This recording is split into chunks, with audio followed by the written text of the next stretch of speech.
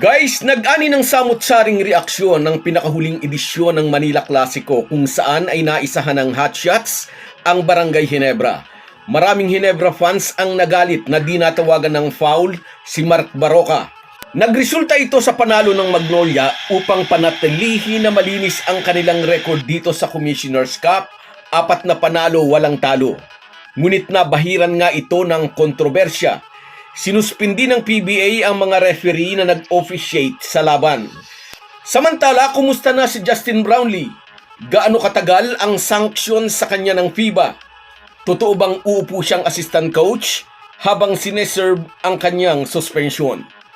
Yan at maraming iba pa ang ating pag-uusapan, kaya panoorin nyo ang bidyong ito hanggang dulo. Pero bago ang lahat, kung gusto nyong suportahan ang ating channel, please like and subscribe. Malaking bagay na po yan sa aming mga vlogger. Sa mga nag-subscribe na, maraming salamat. At sa mga hindi pa, salamat sa pagdalaw ninyo dito sa ating channel. Mga ka-Republic, sa talong sinapit ng Ginebra sa kamay ng mahigpit nilang karibal na Magnolia hotshots, ay lalo raw namis na mga tagahanga ng Gin King si Justin Brownlee. May mga nagsasabi kasi kung si JB raw ang import ng Ginebra ay hindi mangyayari ang ganoong in-game meltdown sa Barangay Ginebra. Dahil madalas nga raw ay si Brownlee pa ang sumusunog sa kalaban sa mga krusyal na huling segundo ng laro. Maraming beses nang nakita yan sa 7 taon niyang pagiging resident import ng Barangay Ginebra. At sariwa pa sa isip ng mga fans ng pamunuan niya ang gilas upang bumalikwas mula sa 21 points na kalamangan ng China sa Hangzhou Asian Games. Parang natuklaw ng ahas ang mga Chinese fans nang masaksihan ang husay ni Brownlee. Mismong sa kanilang bakuran ay hinubara ng gilas ng corona ang pupunan ng China. At isang linggo nga after na maiuwi ng gilas ang corona sa Asian Games, napareport na bumagsak si Justin Brownlee sa doping test. Ngayon, kumusta na ba ang lagay ni Justin Brownlee? Bakit hanggang ngayon ay wala pa rin ang FIBA sanction sa kanya, anuman iyon o gaano man iyon katagal? Basta ang sigurado po ay magkakaroon ng sanksyon. Walang magagawa ang kampo ni Brownlee o ang kampo ng Barangay Ginebra, kundi ang maghintay. Ngayon ay heto ang gustong kumpirmahin ng marami. Totoo raw bang pagdating ni Brownlee dito sa Pilipinas ay magiging assistant coach muna siya sa Barangay Ginebra? Ako na po ang nagsasabi mga idol, hindi po totoo yan. Sa ngayon po ay considered ng suspended si Justin Brownlee.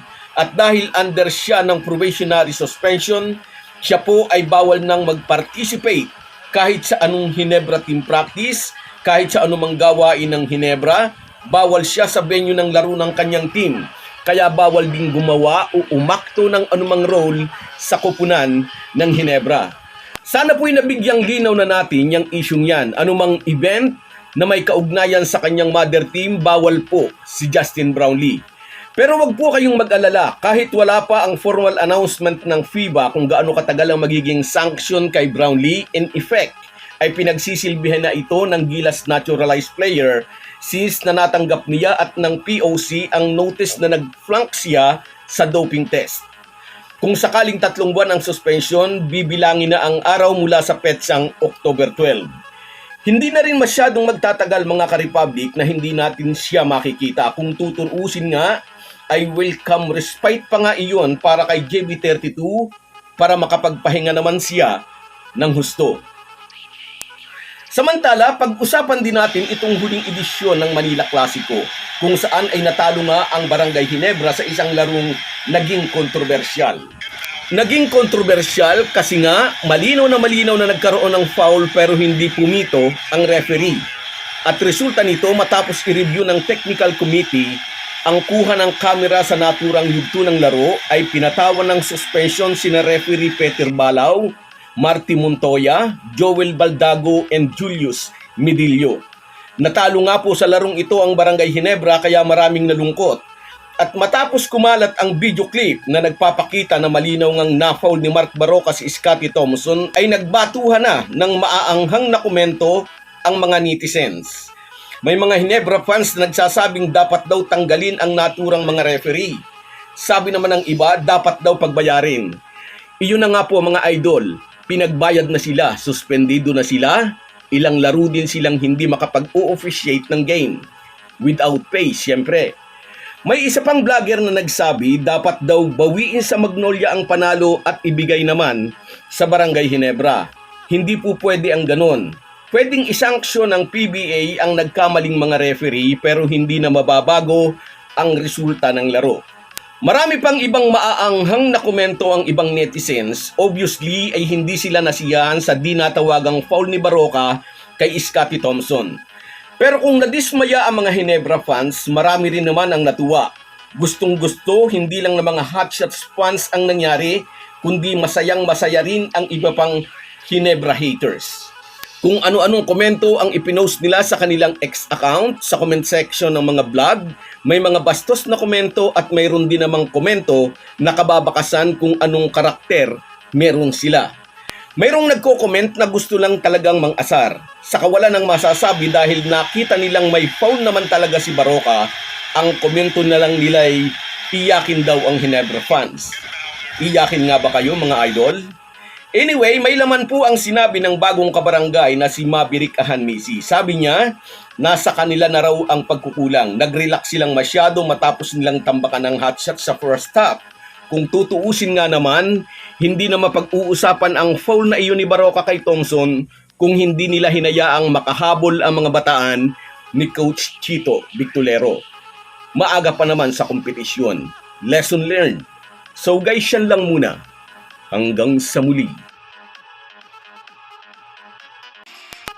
Bago tayo magpaalam, may imekos-mekos na natin ang ating shoutout. Shoutout kina Hermie Magnabihon,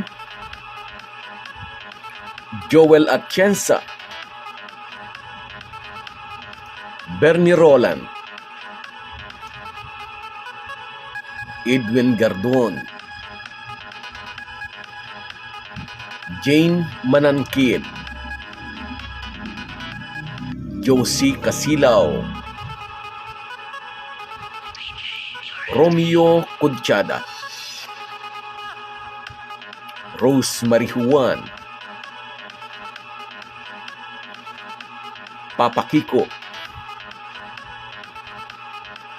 at si Rudy Labarda. Kahit gaano po tayo kabisi ay huwag po nating kalimutan ang ating buhay espiritual. Lagi po tayong magpasalamat sa bawat araw na dagdag sa ating buhay. Malaki po ang maitutulong ng pananalangin araw-araw. Isang paalala po mula sa inyong Halo-Halo Sports Republic.